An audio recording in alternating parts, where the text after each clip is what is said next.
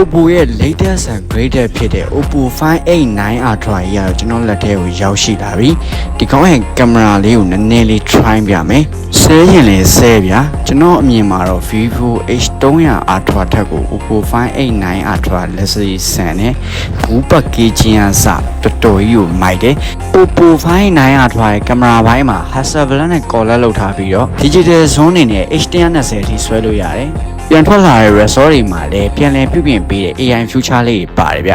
ဒီမှာဆိုရင်တစ်ပင်ခိုင်းဘယ်နှခိုင်းရှိလဲအစာကြီးလို့ရတယ်ဒီပုံဆိုတော်တော်ကြီးကိုဝေးတယ်အနည်းဆုံးမီတာ2900ကျော်တယ်ဗျလုံးဝ next level Android flash ကြီးဗျ iPhone တွေပိုင်းနေခဲ့လိုက်ဒီကောင်းရဲ့ဈေးတန်းကယခုချိန်မှာ CEI ကပေးမဖြစ်သေးခင် brand new parking 16.12 gig ကို53သိန်းအထိနဲ့ပဲရောင်းချပေးပါတယ်အရောင်အနေနဲ့က black နဲ့ orange နဲ့အောင်ရပါမယ် storage အနေနဲ့ 1TB 1000 version နဲ့ brand new parking install ရှိပါတယ်တော်တော်ကြီးကို